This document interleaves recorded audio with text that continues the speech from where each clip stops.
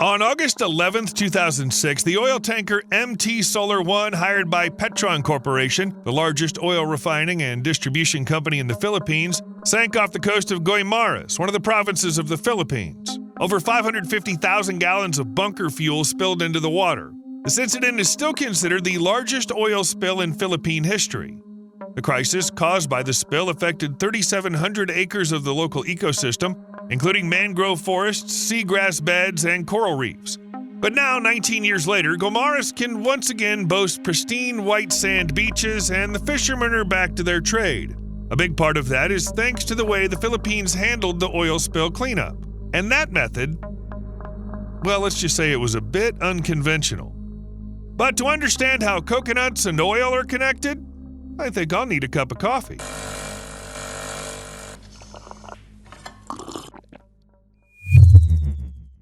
Just an unobtrusive reminder to do something under the video.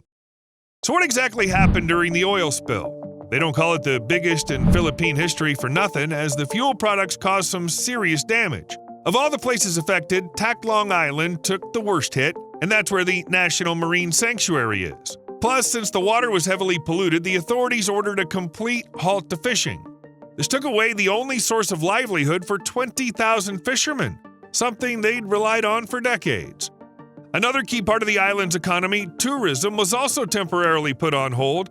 The oil spill cost Guimaras billions of Philippine pesos. It took time, money, and expertise to recover, but luckily all kinds of international nonprofits, government agencies, and academic institutions stepped in to help. And so the long cleanup process began. One should mention that strategies for dealing with oil spills involve multiple steps, including setting up barriers, removing oil manually or with machines, using sorbents and vacuums, and even processing contaminated sediments. In short, it's way more complicated than it might seem at first glance, and since the reserve is in a remote area with no decent roads, using heavy machinery to clean up the spill wasn't an option, so they had to do it all by hand. But yeah, that's actually a pretty common practice. What really surprised me was the fact that the rescuers initially used human hair for the job. I'm not even kidding. They made booms, that is, floating barriers to stop the oil from spreading.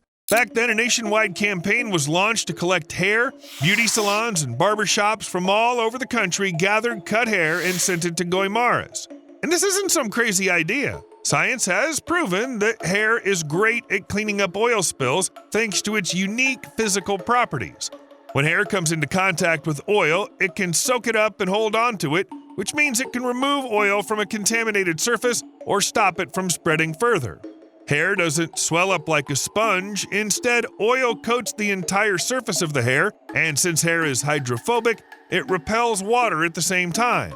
Plus, unlike many synthetic materials, hair is lightweight and buoyant, so it stays on the water's surface while holding on to the absorbed oil. Cleaning up this way is easier, though the thought of a huge mass of hair floating on the water does feel a bit like something out of a horror movie.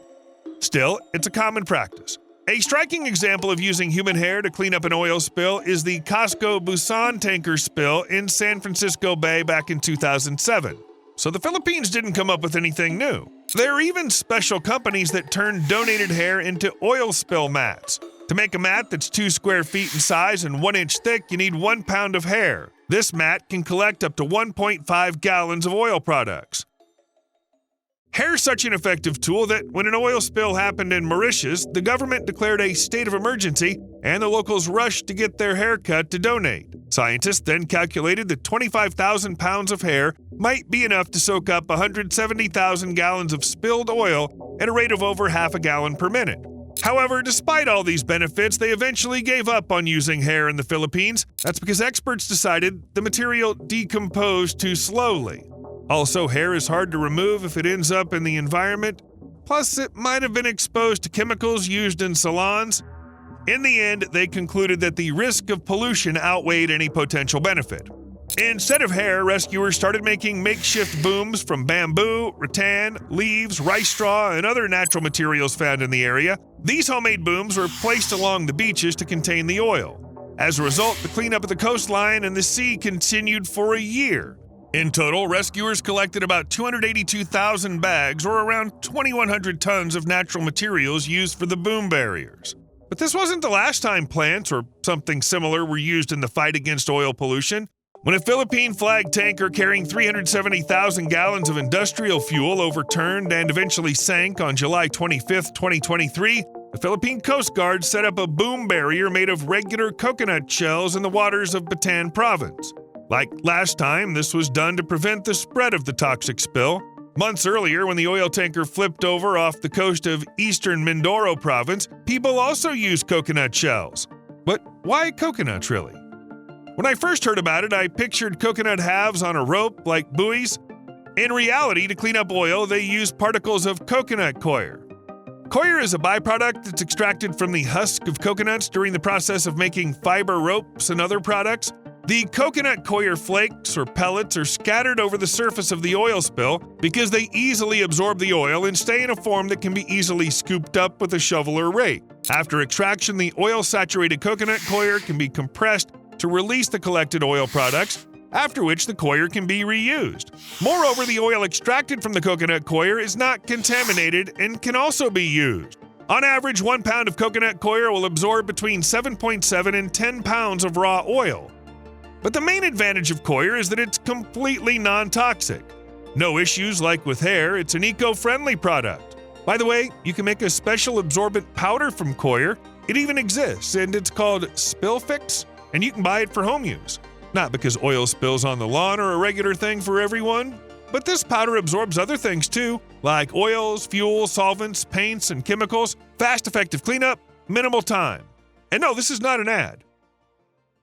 In addition to coir, activated charcoal from coconut shells can also be used to clean oil. It serves as an absorbent for various purposes due to its large surface area, microporosity, and good absorption properties. The problem is that it's harder to collect afterward.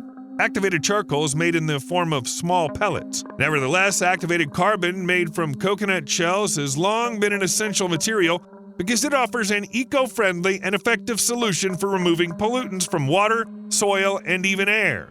And considering how much activated carbon can be made without spending a fortune, it's truly an environmental treasure. And here I realize that I've mentioned booms several times already, but I haven't really explained what they are. Let me fix that. Booms are like fences, specifically used to reduce the chance of pollution along shorelines and other areas, as well as to make the cleanup process easier. You can make them out of a variety of materials, including hair. In general, it's the hair that's the most shocking. Against that, everything else sounds completely normal. But let's take coir as an example. It's placed in mesh or fabric sleeves, forming long, soft sticks, essentially natural origin booms. These booms are placed on the water around the spill or near the shore. The porous coconut fibers soak up the oil from the surface of the water, don't sink, and create a mechanical barrier, preventing the spill from spreading further. In general, that's it. Yeah, it sounds easy, but there's nothing difficult about making such barriers in reality. That's why they work so well in the Philippines, where coconuts are in abundance. But actually, the rest of the planet could really benefit from similar properties of coconuts. In recent years, there's been growing awareness of the destructive environmental damage that can be caused by oil spills. It's also well known that one of the most important ways to minimize the damage is quick containment and cleanup of spilled oil. In other words, you need to stop the spill from spreading and killing the ecosystem. The oil needs to be collected, ideally by soaking it up into some absorbent material that can easily be scooped up or otherwise gathered from the surface. The problem is that some common oil absorbents used commercially are made from polypropylene. So essentially, they're made from plastic, which has a limited ability to absorb oil and doesn't biodegrade at all. It turns out one type of pollution is just replaced by another. Of course, scientists have tried many times to find other materials that absorb oil, so they would both help and be biodegradable. For example, peat moss has been used for this purpose, but in the form it's sold, this moss contains lots of impurities. Also, sphagnum moss doesn't float well on water and has limited ability to absorb oil. In general, it's not really suitable. Another substance that's been tested for its ability to absorb oil in oil spill cleanups is a product made from seaweed. It's usually sold as a soil conditioner, that is a substance that improves the soil structure. The problem is that this soil conditioner is quite expensive and also has limited ability to absorb oil. And so on in the same vein, I could go on for a long time listing and analyzing possible alternatives to coconuts, but the point is this. there are few materials with the optimal set of properties, and coconut absorbent looks optimal among them. Another bonus is that coconut coir has been commercially available for many years and continues to be, typically for landscaping, but its oil-absorbing properties were discovered only recently. Sadly, not everyone's aware of them yet, which is a pity. In 2024, there were 6 major oil spills of over 700 tons and 4 medium spills ranging from 7 to 700 tons caused by tanker incidents. All the major spills were mostly related to fuel oil and took place in South America, Asia, and Europe. Thus, the average for the decade so far is 7.4 spills per year. It's a slight increase compared to the average of the 2010s, but don't think that the word slight should somehow make the situation easier. The total amount of oil spilled into the environment from tanker accidents in 2024 was about 10,000 tons, and that's a lot. The good news is that today, much less oil is spilled than 20 to 30 years ago. But even these 10,000 tons can be a disaster for nature, and they will be if the damage isn't cleaned up quickly enough. But to be fair, it's worth saying that humanity hasn't been sitting idly by in recent years. At some point, we figured out that we needed to do something. On April 20th, 2010, a tragedy occurred on the British Petroleum Deepwater Horizon drilling rig in the Gulf of Mexico, resulting in about 5 million barrels of crude oil spilling into the sea. It's believed that about 53,000 barrels of oil were leaking from the broken well each day. This spill became the largest on the U.S. shelf in history. But one of the most alarming aspects of the spill was the cleanup. As experts pointed out during the disaster, widely used oil spill cleanup technologies haven't advanced much in the 20 years since the Exxon Valdez disaster in 1989. Surface skimmer systems, centrifuges, filters, and nature-inspired materials, all of these were used to fight oil in the Gulf of Mexico. The problem is that it's hard to find a solution that can be reused, yet is durable and effective for both surface and subsurface oil. A real breakthrough happened when researchers at Argonne National Laboratory invented their technology for removing oil and other petroleum products from bodies of water. And in a number of key areas, their technology beats others currently on the market. The invention known as oleosponge promises to greatly improve our ability to fight oil spills. First of all, oleosponge can be reused. You just need to squeeze the collected oil into a separate container. This significantly reduces the waste generated during the cleanup process and allows a small amount of absorbent to tackle massive spills. Secondly, the sponge is eco-friendly and does no harm to marine life, animals, or the environment in general. And thirdly, it's designed to absorb up to 90 times its weight in oil equivalent. And yes, it's not just you who thinks all of this sounds similar to coconut-based methods for dealing with oil. The absorption capacity of the oleosponge, however, is still several times greater. So what kind of sponge is this? To make it, scientists started with regular polyurethane foam, the stuff used in everything from pillows to home insulation. This foam has tons of pores, which can give it enough surface area to trap oil. The problem is that in its normal state, the sponge can't tell oil from water, so to help it figure that out, researchers from Argonne modified the material using a special process. It's called sequential infiltration synthesis. I won't dive into the complicated science details and explain in simple words. The scientists stuck molecules onto the sponge that are attracted to oil, and now the sponge knows exactly what it needs to work with when it comes to choosing between oil and water. However, not all the fight against oil is about throwing different materials into the water. There are also these skimmers mentioned earlier today, popular cleaning tools that are still used today. A skimmer is a device used to collect spilled oil from the surface of the water. These devices can be self-propelled, used from shore, or operated from vessels. They work by mechanically separating oil floating on the water surface or by removing the top layer of liquid from a body of water. The first type is called oleophilic because it uses adhesion to collect the oil. For example, a drum skimmer collects oil by rotating a plate to which the oil sticks and then is wiped off. The second type is known as weir skimmers. These devices react to oil flowing into a sump, trough, or hopper. The problem is that both types of skimmers can't operate if the sea is rough, and they're also ineffective at night when visibility is low. At least that's how it used to be until extreme spill technology developed a high-speed skimmer vessel that, according to the company, can solve these problems. While traditional skimmers can't work successfully with waves higher than 5 feet, the EST vessel can handle waves over 10 feet. Also, the new devices will move faster and clog up slower. The skimmer vessel has already successfully passed tests with the Canadian Coast Guard. and the company plans to sell such vessels worldwide soon. Meanwhile, the Canadian Ministry of Public Services and Procurement has signed 2 contracts on behalf of the Canadian Coast Guard for oil spill recovery devices. The first contract, worth $6 million, is for 3 marine skimmers and is awarded to Griffin Engineered Systems, Inc. from Halifax, Nova Scotia. The second contract, slightly smaller at $3.5 million, is for the purchase of 5 high-speed oil recovery systems for Navinco Marine Incorporated from Chateauguay, Quebec. In case of an emergency, the new equipment will help collect the spilled oil and prevent it from spreading further, along with the potential environmental consequences. The most important news these days is that spring has started and the snow is beginning to slide off the roofs. Stay cautious and look up. If you're somewhere without snow, keep your eyes on the ground.